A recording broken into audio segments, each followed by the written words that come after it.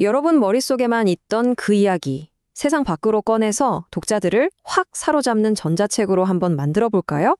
오늘 그 핵심 비법들을 제가 하나씩 알려드릴게요. 단순히 원고를 가진 저자에서 진짜 독자의 마음을 움직이는 작가로 거듭나는 길, 바로 지금 시작합니다. 바로 이 문장, 이게 오늘 우리가 나눌 이야기의 핵심이에요. 좋은 글이라는 게 대단한 기교에서 나오는 게 아니고요. 그냥 우리가 자연스럽게 말하듯이 술술 막힘없이 읽히는 데서 시작한다는 거죠. 그럼 어떻게 해야 내 글에 그런 자연스러운 리듬감을 담을 수 있을까요? 지금부터 그 방법을 한번 알아보겠습니다. 오늘 우리가 함께할 여정은 바로 이 5단계입니다. 먼저 작가처럼 글을 다듬는 법부터 시작해서요. 문장에 생동감을 불어넣는 기술, 그리고 마지막으로 진짜 전자책을 출판하는 그 과정까지 이 순서대로만 쭉 따라오시면 됩니다.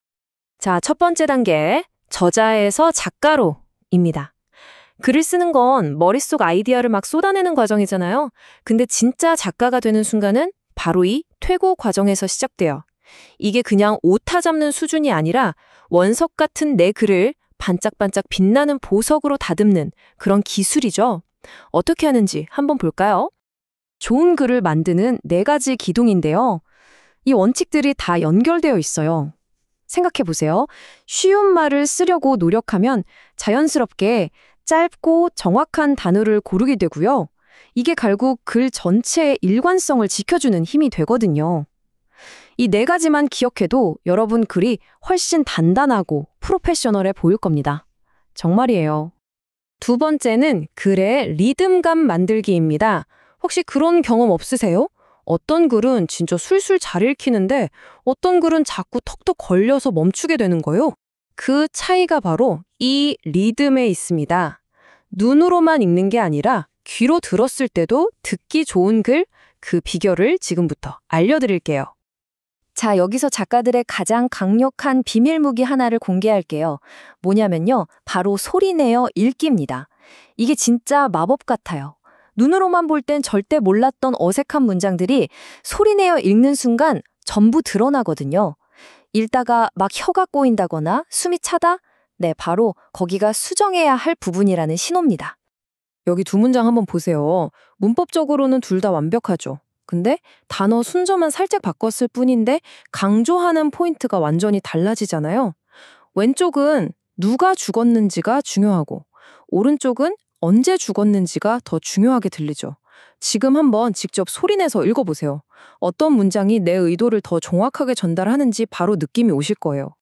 세 번째 단계는 글의 군사를 쫙 빼는 일종의 문장 다이어트라고 할 수 있겠네요. 글을 화려하게 꾸미는 수식어들을 과감하게 덜어내고요. 글의 가장 단단한 뼈대, 그러니까 핵심 메시지만 선명하게 드러내는 법을 배워보겠습니다. 수식이라는 게 물론 필요할 때도 있지만 이게 너무 많으면 오히려 글의 핵심을 가리는 안개처럼 될 수 있어요. 독자들은 화려한 미사여구의 숲에서 헤매는 것보다 누가 무엇을 했다는 명확한 길을 따라가고 싶어 하거든요. 뼈대를 먼저 튼튼하게 세우는 게 핵심입니다. 이 예시 한번 보세요. 막, 어김없이, 벌떡 같은 부사들. 이걸 빼도 의미 전달에는 아무 문제가 없죠. 오히려 오른쪽 문장이 훨씬 간결하고 속도감 있게 느껴지지 않으세요? 지금 당장 여러분의 원고를 열어서 이렇게 숨어있는 불필요한 부사들이 얼마나 많은지 한번 찾아보세요. 생각보다 꽤 많을걸요? 자, 이번엔 한국어 글쓰기의 리듬을 망치는 아주 흔한 소리 없는 암살자 둘을 살펴보겠습니다. 바로 의와 겉인데요. 이게 문법적으로는 틀린 게 아니지만 너무 자주 쓰면 글을 무겁고 지루하게 만드는 주범들이죠. 이 녀석들을 줄이는 비법 알려드릴게요. 이 2문장 소리내서 읽어보면 차이가 확 느껴지죠. 해안면의 장터에는 뭔가 중간에 한번 턱 걸리는 느낌인데 해안면 장터에는 한 단어처럼 부드럽게 넘어가잖아요. 하는 것보다 준비는 이 훨씬 간결하고 힘이 있고요. 이런 작은 차이 하나하나가 모여서 글 전체의 리듬을 만듭니다. 특히 겉이라는 단어 쓰기엔 참 편한데 글을 모호하게 만드는 주범이에요. 독자에게 겉이라는 빈칸을 던져주지 마세요. 예를 들어 시험에 나오는 것에만 집중해 대신에 시험에 나오는 내용에만 집중해처럼 그 자리에 들어갈 가장 구체적인 단어를 찾아서 넣어주세요. 여러분의 글이 훨씬 선명하고 가치 있어질 겁니다.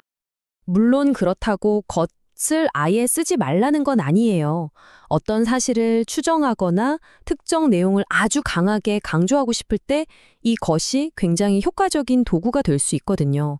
핵심은 뭐냐? 그냥 습관적으로 남용하지 말고 필요할 때만 의도를 가지고 전략적으로 사용하자는 겁니다. 좋습니다. 지금까지 글을 멋지게 다듬는 기술을 배웠으니까 이제 가장 설레는 단계로 넘어가 볼까요? 여러분이 공들여 닦아놓은 원고를 이제 진짜 독자들이 만날 수 있는 상품, 바로 전자책으로 만드는 아주 실용적인 과정입니다.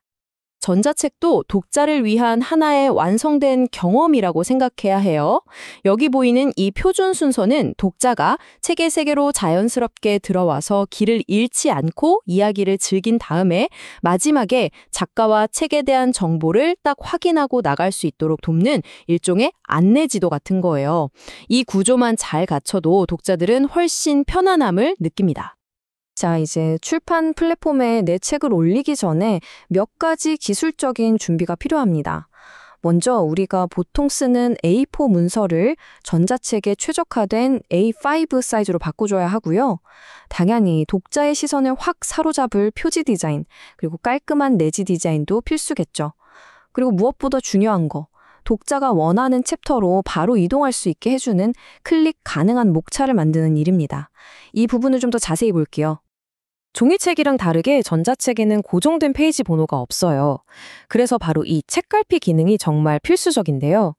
이게 뭐냐면 독자가 목차에서 읽고 싶은 챕터를 딱 클릭했을 때 바로 그 페이지로 점프시켜주는 기능이죠. 이건 독자의 편의를 위한 핵심 기능이니까요. 반드시 설정해야 합니다. 모든 준비가 끝났습니다. 여러분의 피와 땀이 담긴 책을 이제 드디어 세상에 선보일 시간이에요. 전 세계 독자들이 여러분의 이야기를 발견하고 구매할 수 있도록 유통 플랫폼에 등록하는 마지막 관문만이 남았네요. 저자에서 작가로 그리고 원고에서 한 권의 책으로 오늘 우리는 그 모든 여정을 함께 했습니다. 이제 여러분의 이야기는 세상 밖으로 나갈 모든 준비를 마쳤습니다. 망설이지 마세요. 그 마지막 한 걸음을 힘차게 내디뎌 보시길 바랍니다.